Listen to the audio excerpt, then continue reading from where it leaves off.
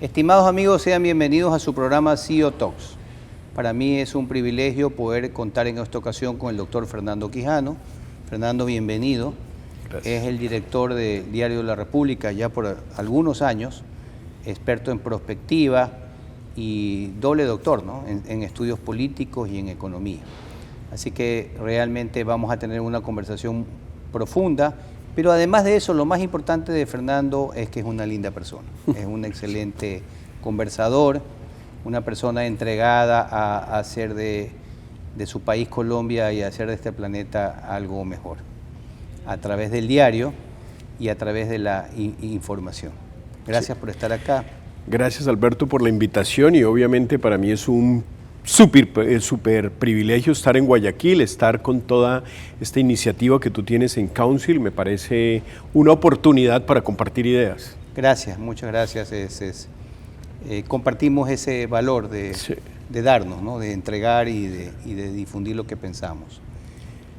Háblame de ti, Fernando. Cuéntame, ¿quién es Fernando Quijano? Bueno, ante todo soy un periodista, una persona formada en términos de que si tú no aprendes, si tú no estudias, no puedes difundir mensajes.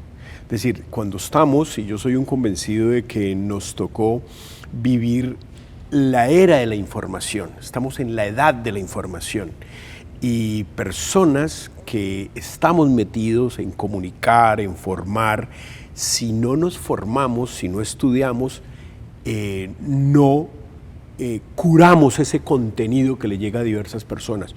Soy una persona muy intencional en la idea de que todas las personas que trabajen con nosotros se formen, porque es la única manera de que te crean y es la única manera de que tú puedas dar mensajes apropiados. Hay una carrera, y lo digo como caso importante, la carrera dentro del periódico La República, que es el periódico económico más antiguo en español del mundo, es el más antiguo de Iberoamérica de lejos, que los periodistas se forman. Nadie es editor si no ha hecho un MBA, si no ha hecho una especialización. No puedes ser editor de un periódico si no has estudiado. Y obviamente se da con el ejemplo. Y hay que estudiar. Nuestros macroeditores todos tienen un MBA y de eso se trata, porque es la única forma de que se te crea. Y es formando la gente, y en eso pues son 16 años de estar formando periodistas económicos. Y con la creencia, que es un poco, lo hablábamos ayer, el grado de desarrollo de un país se mide en la calidad de su información económica. Obviamente, no es sino mirar The Economist o el Financial Times para saber qué es Londres. No es sino mirar en Nueva York qué es el Wall Street Journal, o en Madrid Expansión, 5 días, El Economista, o en Santiago el Diario Financiero. Porque no todo puede ser sucesos, como lo llamamos en América Latina. No todo puede ser el accidente, el desnudo, el gol, lo que sea. No, hay gente haciendo empresa. Y esa gente merece una pasarela empresarial. ¿Qué es lo que tú haces un poco? Cuéntenos. ¿Qué está haciendo? ¿Qué hace? Nosotros hacemos 290 ediciones al año en el Diario La República. 290. Sí, digamos el año tiene 365 días, no circulamos los domingos y los festivos, 290 ediciones.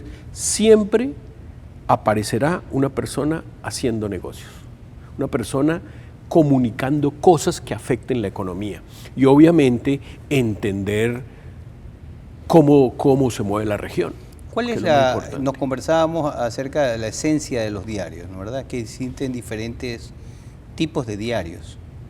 Sí. Digamos, la prensa económica como tal, en la mayoría de los países desarrollados, el tatarabuelo de los periódicos son gacetas comerciales. Gacetas Los Avisi.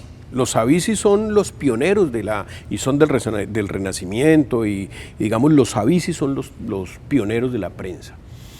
Y los 3 modelos de los cuales se deriva la forma de hacer prensa económica es The Economist, 1846, James Wilson, que era embajador en la India, decide hacer negocios, pero más que hacer negocios, decide hacer una publicación que cuente de los negocios, que diga para dónde va el mundo. Y desde ese momento The Economist es la revista de los presidentes, de quien toma decisiones. El Financial Times, que es el pionero de la prensa salmón, por otra anécdota que algún día la comentaremos, el Financial Times se enfoca mucho en la City, en Londres, y desarrolla un periódico que es muy exitoso. Y al otro lado del océano, en 1888 nace el Wall Street Journal, como un periódico de Wall Street que recogía tasas de interés y desarrolló el índice Dow Jones, es su gran cabezazo. Y de esos tres periódicos beben académicamente los demás periódicos económicos por todo el mundo. Obviamente, las redes sociales, el advenimiento de Internet ha hecho que la información en tiempo real sea la que prime. Curiosamente, en nuestra página web, que tiene 6 millones de visitantes únicos al mes, la nota más leída es el precio del dólar. Y el precio del dólar en tiempo real, no puede salir al otro día. O sea que los periódicos se han ido acondicionando ya a nuestra cuenta en Twitter, ahora en X, nuestra cuenta en Instagram. Estamos en una transición digital que la gente se informa de una manera distinta, pero siempre con la esencia de qué están haciendo los empresarios. ¿Cuál es tu definición de prospectiva? Tú eres experto en prospectiva, ¿qué económica, política?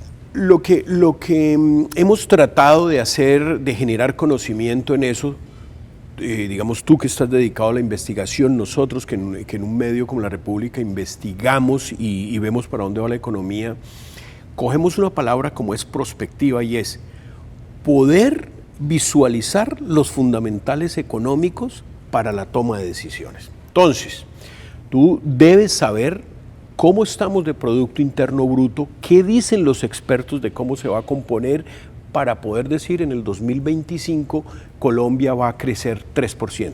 Y luego empezamos a ver qué puede afectar ese 3%.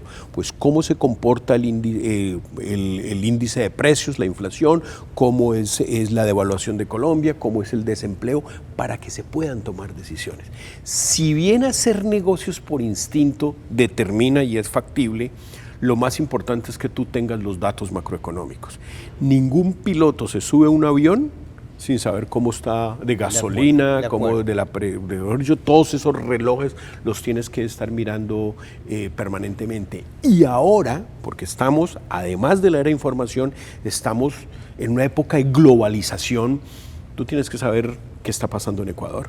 Y es gran parte, y además 1000 gracias por invitarme y contarme qué es Guayaquil y ver a puertas de unas elecciones cómo está económicamente Guayaquil o cómo está Ecuador, porque hay una cantidad de empresarios colombianos que han decidido abrir y hay una cantidad de ecuatorianos que están haciendo mercado en Colombia, y lo mismo en Chile, y lo mismo en España, y lo mismo en México. Es decir, si no entendemos que la prospectiva tiene que ver con datos esenciales para la toma de decisiones, no somos inferiores a nuestro trabajo.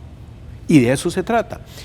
Siempre la prospectiva se hace como quien pesca. Tú estás parado en la orilla y tiras la carnada y el nylon, pero tú estás parado en un sitio. La prospectiva económica siempre se hace con base en algo. Trato de hacerla con base en Colombia. Correcto. Es un mercado, somos la cuarta economía de la región, somos un mercado de 375 mil millones de dólares de PIB, tenemos 51 millones de habitantes, 3 millones de venezolanos inmigrantes, tenemos una cantidad de empresas que se han convertido en multilatinas, Sura, Bancolombia, Davivienda acaba de comprar el Scotiabank, y esas personas necesitan saber cómo son las cómo moverse y cómo está la economía. Tenemos un enfoque regional cada día superior. Nos interesa mucho el proceso de dolarización ecuatoriana, nos interesa mucho que las empresas colombianas miren. Hay una región cerca a la frontera con Ecuador que es Cali. El grueso de las exportaciones de las empresas caleñas es Ecuador, son por carretera. El grueso de grandes decisiones del sector salud se están radicando en Cali y en Pasto. clínicas, cosas de estética, de odontología, o sea que el comercio entre Colombia y Ecuador, aquí tuvimos invitados a empresarios colombianos también. Lo único que tiene es futuro. Entonces es entender la región, entender lo que pasa en Panamá y ver cómo con este trabajo que hacemos podemos orientar mejor a los empresarios. ¿Cómo ves tú los escenarios mundiales en este momento con la posesión de Donald Trump? El discurso de Donald Trump de posesión es un documento geopolítico, que cuando uno lo analiza en términos de teoría del discurso, tiene que mirar, sacar los párrafos y ver, hacer un mapa de qué cosas habló. Y cuando uno concluye después de ver ese mapa, es un discurso geopolítico.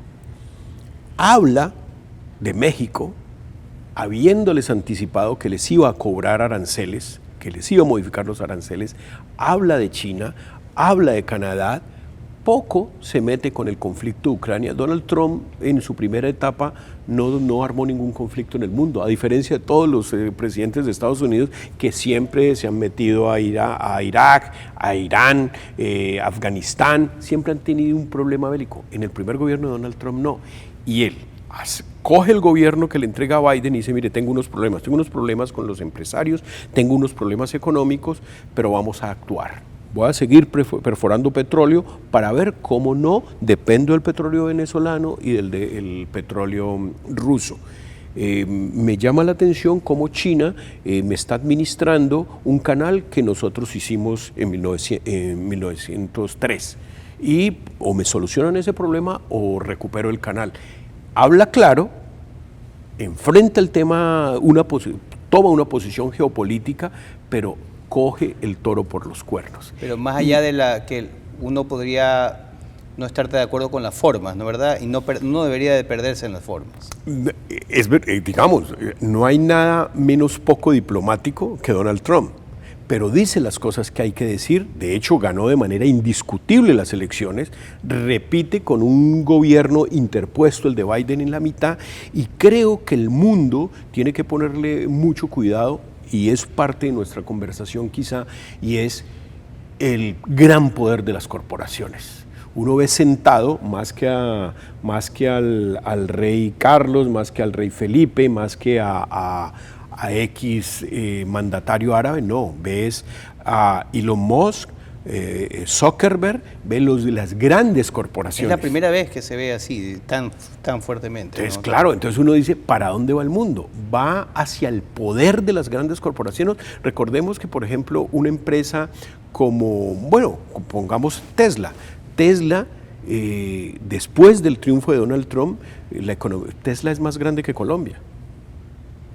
Google puede ser más grande que Turquía. Entonces, es como realmente el mundo corporativo puede ser la gran alternativa. Los países manejados como empresas. Es una cosa que no lo habíamos visto antes. Y nos tira un tema que está muy candente en Colombia y es las ideas de Mariana Mazzucato. Mariana Mazzucato es una economista famosa, con un poco de sesgo de ideología de izquierda, que dice cuál es el papel del Estado. ¿Qué debe hacer el Estado? ¿Debe dedicarse a hacer la torre de control de unos negocios de privados o debe ser un actor en la economía? Y eso es el dilema en este momento, y es de qué tamaño debe ser el Estado. Y realmente si el Estado es formador de economía o son los privados. ¿Quién desarrolló Internet? Dice Mazzucato, el gobierno. Pero ¿quiénes se beneficiaron de Internet? Meta, pues obviamente Facebook, Instagram, WhatsApp, es decir, ¿quiénes se están beneficiando de algo que hizo el gobierno? Ese es el debate del futuro, y es de qué tamaño son las empresas y cómo determinan los gobiernos. Y es ahí donde uno dice, bueno, es que China, estamos hablando de un TikTok, estamos hablando de estas grandes empresas, de los Temu, estamos hablando de AliExpress, en Estados Unidos, para no repetir todas estas empresas, Google, Microsoft, Apple, y uno dice, se está quedando atrás Europa. ¿Por qué? ¿Qué usa uno de Europa? como dice, es decir, la moda de pronto, unos que otros vinos, pero realmente no le aporta nada. Y uno ve, por ejemplo, que es el cuento de Milei y dice, no, pues que en Argentina está Globan y está Mercado Libre, que está incursionando. Y uno ve que es el mundo, el mundo, haciendo prospectiva, es un mundo corporativo que hay que analizarlo. Y ese es el mensaje para los empresarios. ¿Ustedes lo están analizando en Colombia? Se ve, digamos, y cada día... En INALDE, en los espacios en los cuales tú... En el INALDE, que es un instituto, pues digamos que es una escuela para empresarios, para gerentes, se hacen casos empresariales sobre la incursión de empresas en la región. El concepto de las multilatinas hay que rediseñarlo, hay que mirarlo, pero cada día, eso arrancó más o menos en el 2012, empresas colombianas comprando en Chile, empresas chilenas comprando en México, mexicanas comprando en Perú. Ese fenómeno tiene que entrar a un 2.0 y es cuál es el ADN de las nuevas multilatinas. ¿Por qué no mirar regiones? Bueno, hay un caso de empresarios ecuatorianos, los dueños del Deportivo del Valle, ¿cómo se llama? De un equipo de fútbol que son dueños de un equipo en Colombia, del Deportivo Huila, o del Huila y también del Numancia, creo, en España. Eso es unas multilatinas, más que comprando equipos de fútbol, es apostándole al negocio del entretenimiento. ¿Y cómo ves tú el protagonismo de América Latina? En el discurso de Donald Trump fue protagonista, solamente que no nos dimos cuenta. Habló de México, habló de Venezuela, del petróleo venezolano y habló de Panamá. O sea, América, los únicos que no nos damos cuenta de que somos protagonistas somos los latinoamericanos. ¿Tú crees eso? Totalmente, totalmente. Y yo creo que hay un sino trágico de América Latina, parece sacada la palabra del México de 1970, pero no nos creemos el cuento, no nos creemos el cuento de los recursos naturales, no nos creemos, y las potencias nos miran como un problema, unos países llenos de narcotráfico, unos países llenos de corrupción, pero no nos creemos el cuento que tenemos un potencial enorme. Y tenemos un potencial enorme porque tenemos gente joven y tenemos recursos naturales. Y si me permites, pienso que tenemos una clase empresarial muy pujante que ha logrado sobrevivir acá en el Ecuador. ¿Tú sabes por qué no se toteó? La palabra totear es porque no se estalló. ¿Por qué Colombia hoy no es Venezuela? ¿Por qué Colombia no es Haití? ¿Por qué Colombia no es un estado fallido como pudo haberlo sido en la década del 90? Sin duda por la clase empresarial. Por los empresarios. No me cabe la menor. Que no se fueron, como sucedió en Venezuela. Son los empresarios, generación tras generación de inversionistas, apostando por Cali, apostando por Medellín, apostando por Barranquilla, apostando por Guayaquil. Es decir, ¿por qué ni Ecuador ni Colombia son Venezuela expulsando ecuatorianos o colombianos? ¿Por qué? Por los empresarios. Son los empresarios. Y en Colombia hay un elemento que también nos diferencia, y es que nos preocupamos por las universidades. Hace 10 años no había ni una universidad colombiana dentro de las 300 mejores del mundo. Hoy aparecen 5. En todos los rankings, gústenos o no, a ti te miden desde que naces, claro, si pesas 3 kilos. En términos de ranking, nosotros tenemos ya 5 universidades. De las 200 que hay en Colombia, poco más de 200, hay universidades, hay gente estudiando. Y los empresarios actuando fuertemente en la universidad. Y los empresarios metidos y los empresarios convencidos. Apostando por la universidad. La última gran movida empresarial de Colombia se dio como el 3 de enero, que es el segundo banco más grande de Colombia, en ese momento era el tercero, Da Vivienda compra el Scotiabank en Costa Rica, creo que en Perú y en Colombia. Da Vivienda, un banco colombiano compra un banco canadiense. Y las cifras están bien, cómo van a operar, pero se olvidan que hay una universidad colombiana dueña de ese banco. La universidad ha externado, entonces uno dice, aquí hay algo embrionario, entonces que hace que la academia sea respaldada.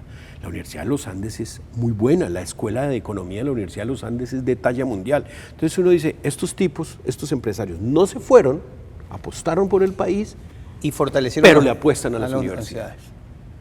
Eso me parece importante. Eso me parece importante, que son de esos rasgos de por qué Colombia no se... Y bueno, yo lo voy a hablar como ecuatoriano, quizás estamos aquí en la UES, es una universidad espectacular, somos amigos de Carlos Ortega. Carlos Ortega está haciendo un espectacular trabajo, pero creo que es un poco solitario, ¿no? Falta más fuerza de la universidad. Más que las nuevas generaciones, y tú que eres un experto en protocolos de familia, en la penosa tercera generación, más que a enseñarles el olfato de cómo abrir mercado y hacer negocios, hay que obligar a que los jóvenes ejecutivos estudien.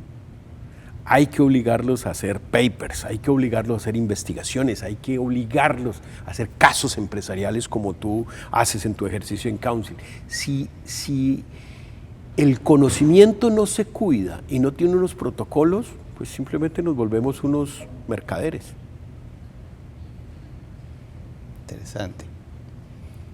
O sea, son dos pilares, la academia y la empresa trabajando juntos son dos pilares fundamentales para la prosperidad de un país. No sé, con la información, con el tercer pilar, información económica. No sé si tú has hecho un ejercicio muy interesante, Alberto, y es poner el mapa de los países, digamos, que uno tiene que tener como referentes. Puedes ser Estados Unidos, puedes poner Gran Bretaña, incluso puedes poner a Francia, y ubica las grandes universidades. Pon en el mapa de Estados Unidos las Ivy Leagues y las tiras. Y como un imán se pegan. Te das cuenta de donde hay una gran universidad, hay una gran región de desarrollo económico. No hay una gran universidad en una región pobre. No es que no haya una región pobre, la universidad ha enriquecido las regiones. La universidad es un polo de desarrollo. En Colombia hay un caso muy interesante que es el papel que ha jugado la Universidad de La Sabana con el INALDE en la sabana cundiboyacense. Desde hace unos 30 años se radicó en el municipio de Chía y ha ido transformando la ciudad, transformando con un... Si allá se van a vivir los profesores, pues los profesores seguramente adoran una biblioteca y no un bar, puede ser. Entonces, las universidades transforman regiones. En Colombia eso se está dando. La Universidad EAFID en Medellín abre en Río Negro y ayuda a que tu vecino sea una universidad, que haya unos estudiantes conviviendo, que hayan unos profesores. El papel de las universidades en el desarrollo de las regiones e interpretando el sector productivo, que no me gusta llamarlo sector privado, es fundamental. Y eso creo yo que en todos los países tiene que desarrollarse. Hablábamos el otro día de Suiza. La Universidad de Lausanne en Suiza ha desarrollado todo el cantón de donde se desarrolla. ¿Cuál tú consideras que son los principales roles de un CEO hoy? Yo creo que lo principal es si ya es CEO, él tiene que entender para dónde va la economía del mundo, es decir, cuáles son los sectores donde él debe estar. Si tú eres un CEO de una empresa constructora, te tienes que dar cuenta que la construcción va a cambiar con la inteligencia artificial, o sea que tú tienes que tener un pie siempre en el futuro, tienes que tener un pie en inteligencia artificial. Un CEO hoy de una firma constructora de talla regional, hablamos de Hidalgo y Hidalgo, por ejemplo, si no tiene un departamento hoy de inteligencia artificial y de qué está pasando en la región, es un CEO miope. De acuerdo. Está bien que estés en el comercio y que seas un gran comerciante, pero si tú no sabes y no has leído cuál es la estrategia de China en términos comerciales, te van a barrer. En 10 años vas a desaparecer. No sé, pero siempre lo menciono. El fenómeno de Temu está haciendo que las tiendas colapsen en muchos barrios. Que tú compres cosas baratísimas es decir, si tú no tienes un pie volvemos al tema, en la prospectiva, estás muerto. No vas a tener futuro. Tienes que dedicar tiempo, o sea, no puedes estar metido en la operación todo el tiempo. Es que el PIG finalmente no es que se haga solo, pero es fácil de hacerlo. El balance no es que se haga solo, pero no te puede llevar todo el tiempo. Tú tienes que saber para dónde va la inteligencia artificial, que si eres ecuatoriano, qué está pasando en Perú y en Colombia, qué está pasando en Panamá. Si eres panameño, tienes que saber qué está pasando en el Caribe. Entender la región en la que se está moviendo tu empresa.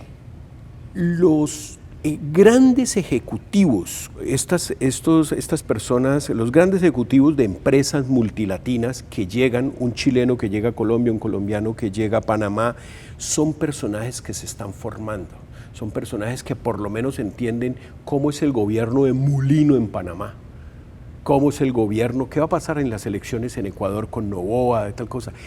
Los grandes ejecutivos de las multilatinas son distintos a los ejecutivos de hace 10 y 15 años.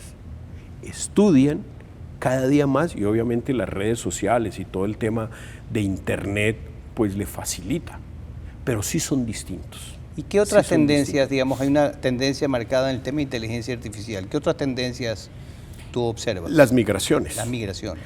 Hay un artículo de Daron Acemoglu, que es el premio Nobel del 2024, el que escribió con James Robinson ¿Por qué fracasan las naciones?, donde dice Estados Unidos está muy enfocado a satanizar la migración, pero no se da cuenta que las grandes corporaciones no fueran las mismas sin los ingenieros que llegan de la India, que llegan de México, que llegan algunos de Europa, que llegan de Alemania sobre todo, no son los mismos. Entonces, ¿por qué razón? Porque la cultura americana se acostumbró desde los hechos 90 a premiar la mediocridad.